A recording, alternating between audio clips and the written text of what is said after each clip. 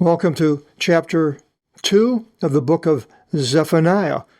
I got the chapter right, but last chapter I got the date completely wrong.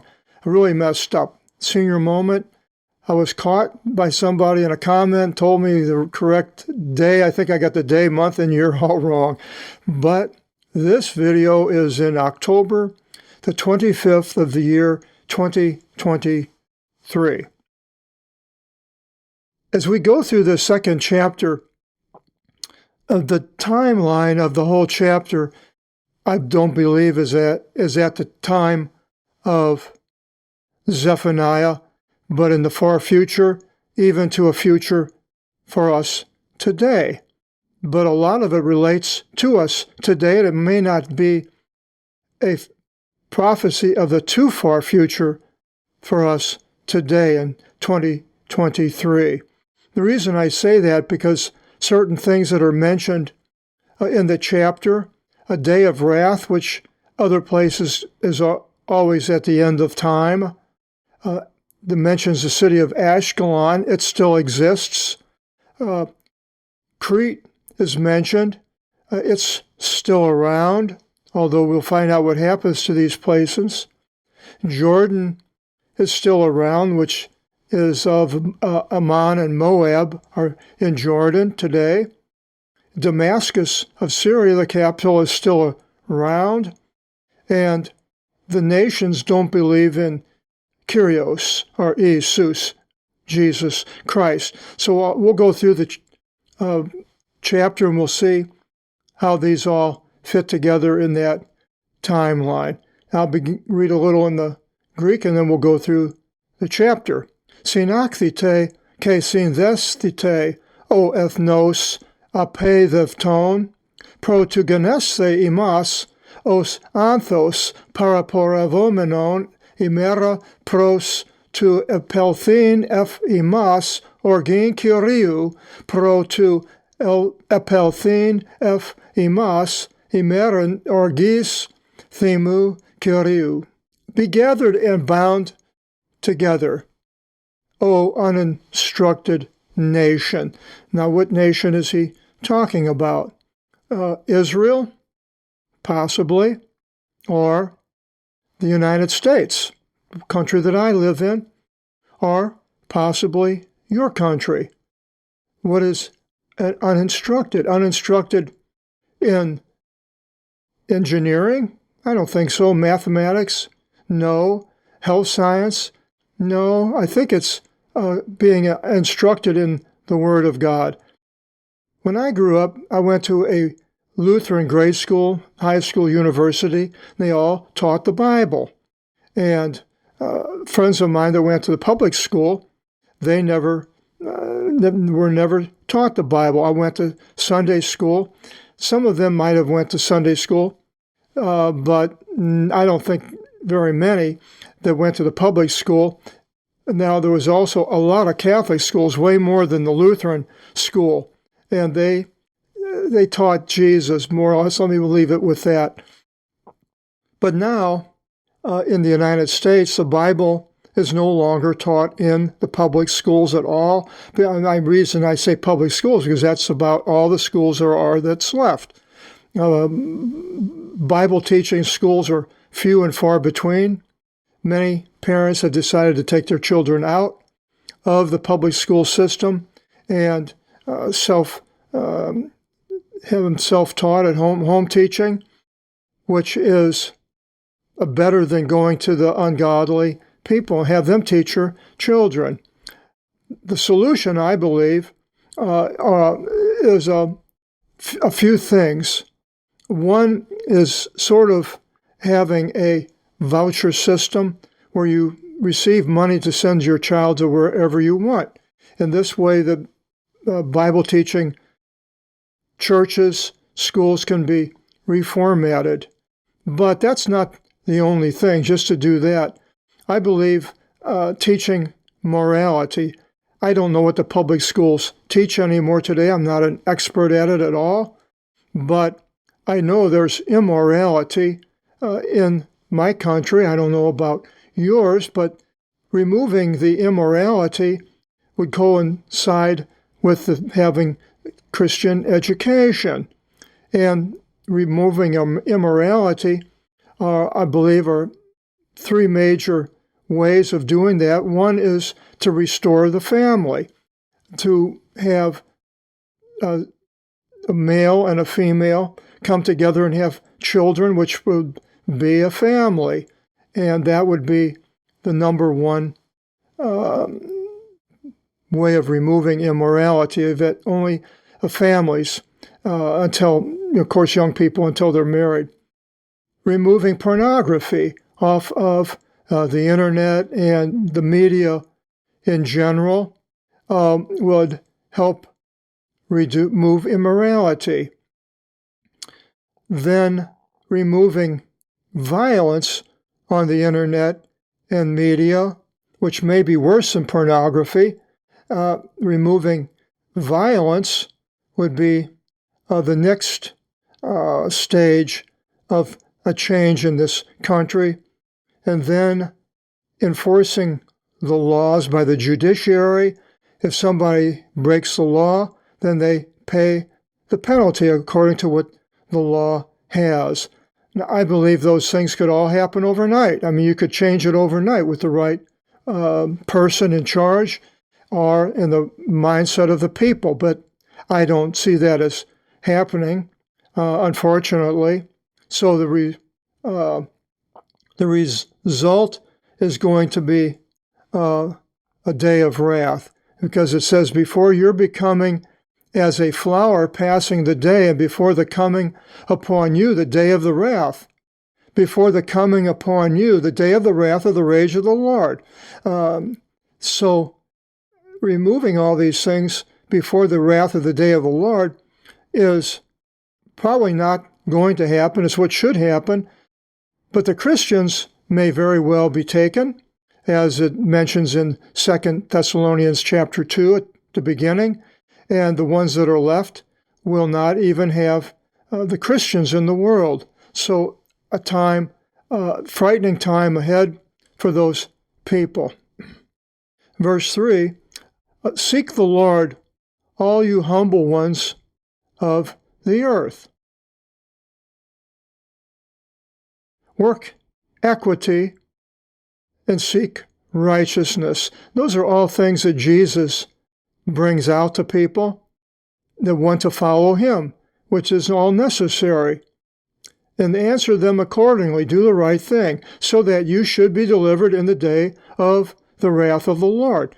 Now, if you're not taken in 2 Thessalonians, then I'm afraid the people that are left are all going to be facing the day of the wrath of the Lord. So the way of getting away from that wrath is to become a follower of Jesus Christ, not just to go to church. You don't have to go to a church. Start reading his word. His word is him. Just as my thought process is going electronically through you and you're understanding it, God is speaking to us through his printed word that people wrote down thousands of years ago. And now it changes to specific areas of the world. For Gaza will be for plundering. Now, isn't that something? Here I woke up this morning and they're bombarding. Israel is bombarding the Gaza Strip. And it says Gaza will be for plundering. Well, that fits today, doesn't it? Not back in Zephaniah's time. And Ashkelon will be for extinction. Well, Ashkelon is just a little bit north of the Gaza Strip which is being pounded, but the Gazans are shooting off rockets and they're landing in Ashkelon. But Ashkelon will be for extinction. This could be a far future time. And Ashdod at midday shall be cast forth. Ashdod is on the coast, and it's the sixth largest city in Israel, and it's between Tel Aviv and Ashkelon, which is just north of the Gaza Strip. So it shall be cast forth at midday. That hasn't happened. It's still around. And Ekron shall be rooted out. Now, there is no Ekron. You can go into Wikipedia and see about Ekron, but nobody really knows where exactly it was. Now, I suppose a person could argue, well, these things happened 2,000 years, 3,000 years ago, but I don't see it that way. And but it will continue. I'll show you why even more. And then he continues in, woe the ones dwelling the measured out land of the sea. Now, I'm thinking that is probably Gaza, sojourners of Cretans, which the people will have come from, and Crete is part of Greece today, an island fairly close to Israel and Turkey. The word of the Lord is against you, O Canaan, the land of the Philistines. So Crete is still around, and the Philistines are the Palestinians. Allophion is one word that's translated Philistine in English in the Apostolic Bible, and the second is the Philistine. It's with a phi, iota, lambda, iota, sigma, ta, iota, me, Philistine in Greek. And they're both called Philistines. The Allophion is more of a derogatory term used. He's a Philistine, like a barbarian. And I will destroy you from out of your dwelling. And the Gazans definitely are feeling the wrath of Israel after a hideous attack of a group within Gaza attacking and murdering many Israelis, and now the Israelis are bombarding and leveling Gaza. Now, the people today, the rulers, I go on the news, they don't see the Bible. They only see what's happening. They don't see this as the hand of God and the workings of the man of the ruler of the world, the devil, Satan. And it's way more than anybody can predict what's going to happen, except for what the Bible predicts itself. And hopefully I'll bring these things out. And it continues, and I will destroy you from out of your dwelling, and Crete shall be a pasture of flocks, and a haven for sheep. Well, Crete is still around. And the measured out piece of land by the sea will be for the remnant of the house of Judah. Again, I believe that's Gaza. And the remnant, then it says, upon them, and I believe the them is the remnant, they shall pasture in the houses of Ashkelon, which they are today. And in the afternoon, they, I believe that's the Palestinians, Philistines, shall rest up from in front of the sons of Judah. For the Lord, their God, that would be the God of the remnant, Israel, shall visit them and shall return their captivity. The remnant will come back, which they have, and this is all happening since 1948 when the remnant returned. Now, we leave Israel and we go to another, a neighbor, which is Jordan, basically, and it begins, I heard the scorns of Moab, which is in southern Jordan today, on the east side of the Jordan River. On the west side is the West Bank, controlled by the Palestinians. And the ill treatment by the sons of Ammon, in which they berated my people and magnified themselves over my borders. And just yesterday, I believe it was, King Abdullah of Jordan spoke to the, I think it was the United Nations somewhere, berating Israel for its bombarding of Gaza. So the battle is not, they talk about the elephant in the room being Iran causing all these problems. No, the elephant in the room is the ruler of the world, and he's way beyond any ruler of the world, any other ruler of the world, any country, any nation, any confederation, everything. He is running the world the way the world works. God intervenes to a certain point. He will intervene at later at a greater, complete 100% point. But right now, the ruler of the world, Jesus says he's the ruler of the world. He didn't argue with him when he was tempted by Satan. So the ruler is, as we look at it, what's going on today, is way beyond any of these generals you listen to on YouTube and so forth.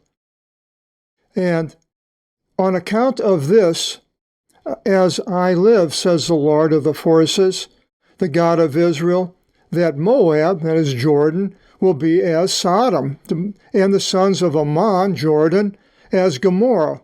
Now, Jordan still exists, but I believe it's going to be irradiated, an irradiation of the country of Jordan.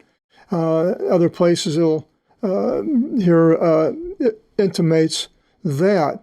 And then Damascus ceasing. Well, Damascus is still around, and Damascus is in Syria. So this is going to happen in the future to today. It could be very soon. And will be as a heap of salt into now it will be, is it talking about Moab or Ammon, Damascus, or all of them? It will be as a heap of, I believe all of them, it will be the condition as a heap of salt of these places into the eon. So there we have an irradiation of the people. And the remnants of my people shall plunder them, and the remnants of my nation shall inherit them. Israel will take the country of Jordan and Syria. This is to them, and this is what God predicted, or not predicted, showed to Moses and others in Joshua, that the land of Israel would be up to the Euphrates, which is north of Lebanon, through into southern part of Turkey, all the way, taking all of Syria, would be part of Israel, going all the way around as the Euphrates, all the way down to the Red Sea, and all that would be Iraq today, Mesopotamia, and all of Jordan, and possibly Saudi Arabia will all be part of Israel. The Bible shows that pretty clearly, even though the people today on YouTube don't see it. This is to them for their insolence, for they berated and magnified themselves over the Lord Almighty. All these Damascus and Jordan, Syria. They don't listen to Kyrios, the God of Israel. They listen to what they believe is their God, Allah. And he is the ruler, the God of the Muslims, and they do not see the God of Israel as being valid. And then it says in verse 11, the Lord shall appear against them, or shine, epiphanesite, to shine against them, and he shall utterly destroy all the gods of the nations of the earth. Well, Hindus still around, many gods, Buddha, sort of a god, and, the Buddhists, and they're around. Then Islam, we have Allah, people doing obeisance to him. And from out of his place, all the islands of the nations. So all the nations will be doing obeisance to the God of Israel. I don't see that as happening either.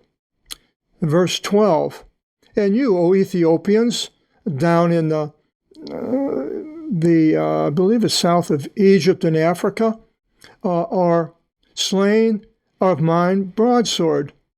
And he will stretch out his hand against the north, and will destroy the Assyrian, and will establish Nineveh.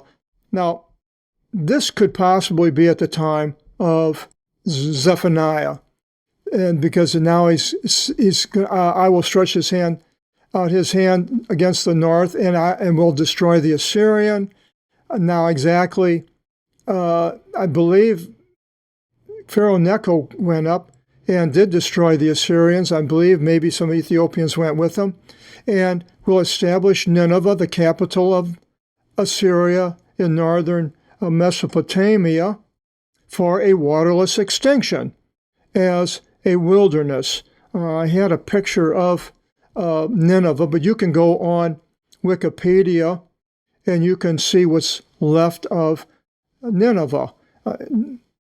Just a bunch of rocks, piles of rocks. It's to the, I believe, east of Mosul in Iraq. And you can see in this Wikipedia article on Nineveh what is still left of that city. But at the time, it was the largest city in the world, it was in around 600 BC.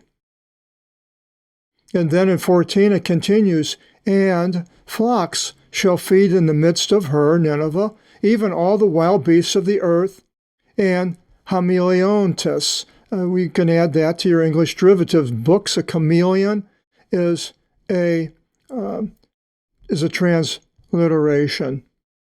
And hedgehogs shall make a bed in her fretwork, and that's exactly what's happening. It's just ruins. And wild beasts shall sound out loud in her ditches, and crows in her gatehouses, all falling apart, for her height was as the cedar, and this is the heedless city dwelling upon hope, who says in her heart, I am, and there is not after me any longer. Oh, he says how it was for extinction, a pasture of wild beasts. And everyone traveling through her in Iraq they're going to whistle, shake their head. This was the greatest city. It would be like if New York City was completely destroyed, laid down. In 1,000 years from now, some people came to, well, this used to be a major country. Look at that. That's a big island. Just these buildings are all flattened down. And that's what happened for thousands of years, 3,000 years of going by the area that Nineveh was destroyed. Our next video seminar, Chapter 3, I don't have the subject here, but it's going to be interesting. I hope you join us in Chapter 3 of the Book of Zephaniah. Until then, God bless.